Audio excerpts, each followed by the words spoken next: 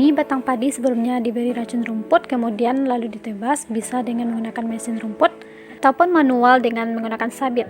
Proses selanjutnya adalah pengairan sawah, di mana kita akan mengaliri sawah agar memudahkan untuk proses pengolahan tanah sawah. Pengaliran ini kita lakukan dengan memasukkan air ke sawah dengan irigasi. Kita bisa membersihkan sampah-sampah yang tersangkut. Tahap selanjutnya kita melakukan pencangkulan agar guma yang ada di lahan sawah hilang. Di samping itu juga untuk pengemburan tanah.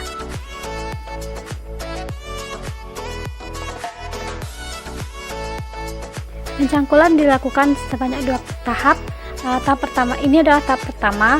Tahap kedua kita bisa tetap menggunakan dengan pencangkulan ataupun menggunakan bajak.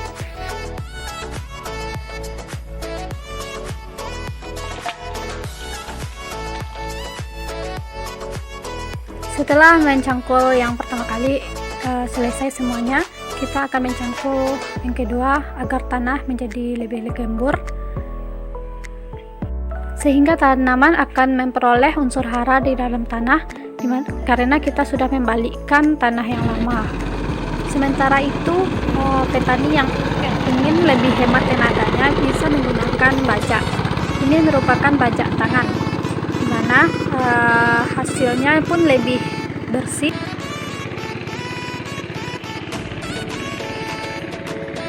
Proses ini dilakukan dengan cara kita menumpuk tanah sehingga pematang menjadi lebih tinggi dan juga lebih lebar agar dapat menampung air.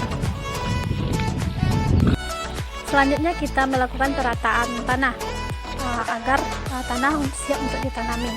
Perataan ini kita gunakan alat sederhana, yaitu dari papan kayu.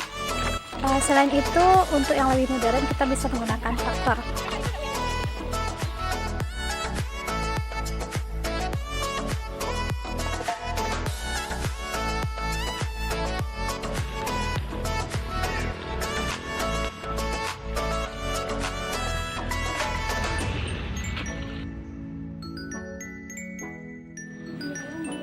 Benih terus mengalami perkembangan baik perakarannya dan juga sudah membentuk daun pertama dan akan mengalami perkembangan selanjutnya.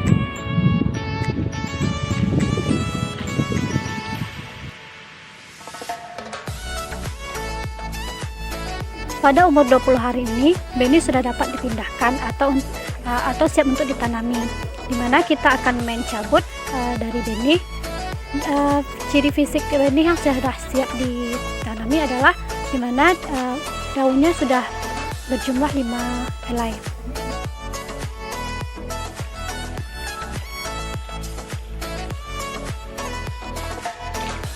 Proses penanaman padi ini kita lakukan dengan cara yaitu 30 x 30 cm. Penanaman dilakukan dengan mengikuti tali yang telah kita pasang tadi.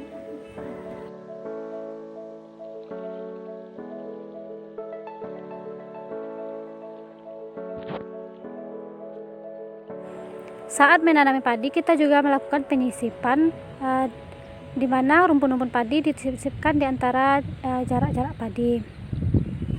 Jadi kita akan mencari keong. Keong ini merupakan hama dari tanaman padi, yang dimana dia akan merusak tanaman padi dengan cara memakan daun-daun padi.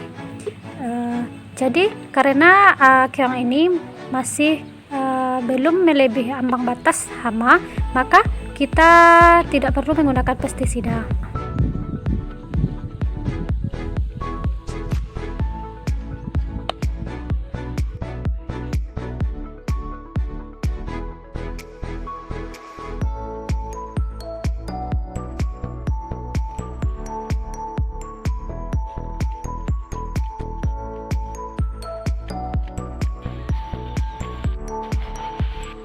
Teknik pemburuan pupuk yang digunakan adalah dengan menyebarkan pupuk atau broadcasting, di mana pemberian pupuk ini dilakukan melalui akar tanaman.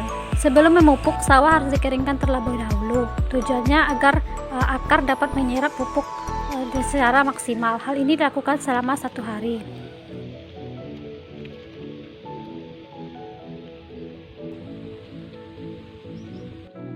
Setelah padi berumur sekitar 3 minggu, dilakukan penyiangan, di mana bertujuan untuk menghilangkan gulma yang tumbuh di antara padi, yang menyebabkan persaingan unsur hara. Dan juga dilakukan penyisipan pada tanaman yang kosong. Itu bisa disebabkan oleh air hujan ataupun hama yang menyerang, sehingga tanaman menjadi rusak. Tanaman padi yang digunakan untuk disisipkan itu kita ambil dari tanaman padi yang sudah kita tanam dahulu, di antara jarak tanaman.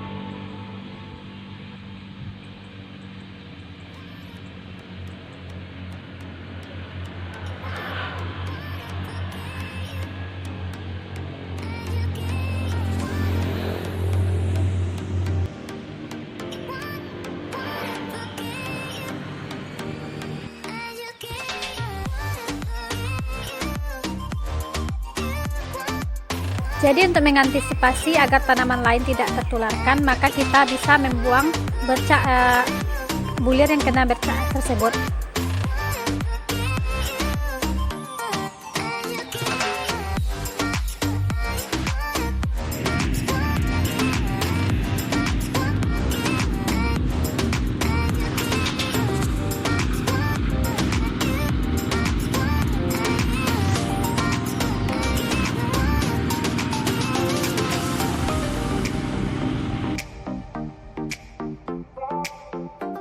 Proses panen atau pengambilan hasil tanaman kita menggunakan secara tradisional, yaitu menggunakan sabit. Gitu ya. Cara menggunakan sabit itu kita pegang, terus kita letakkan di sini, terus diputar ke agar tangan kita tidak kena.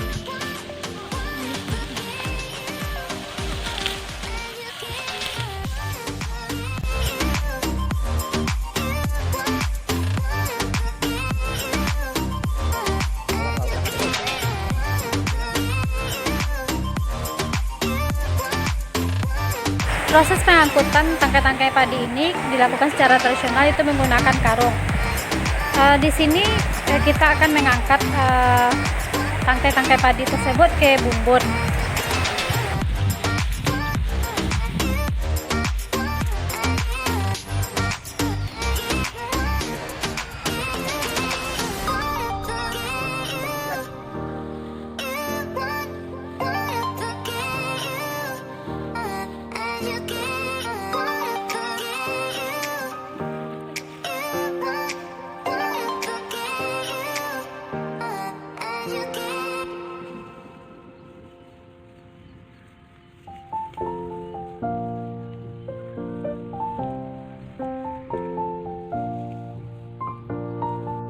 Ini hasil setelah kita mengumpulkan padi-padi yang terjatuh, ketika mengangkatnya ke atas bumbun padi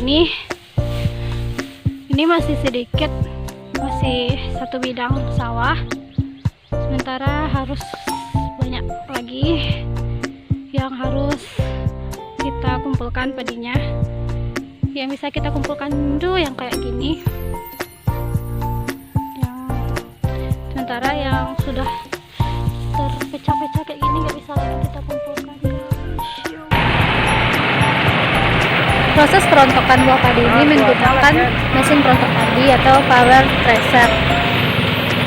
Di sini cara kerjanya yaitu ini membutuhkan 3 orang, dimana 1 orang untuk mengangkat padi, kemudian 1 orang lagi dimasukkan ke mesin, dan buah akan terpisah dari tangkainya. Sementara 1 orang lagi bisa memasukkan buah padi ke dalam karung.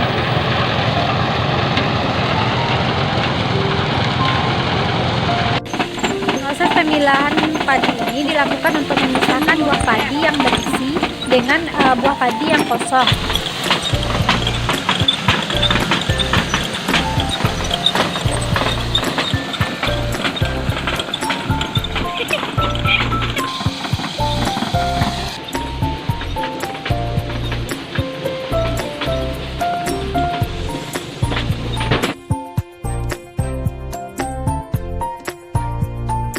Proses pengangkutan hasil panen ini dilakukan secara manual, yaitu dengan membutuhkan tenaga orang, karena jaraknya yang cukup dekat.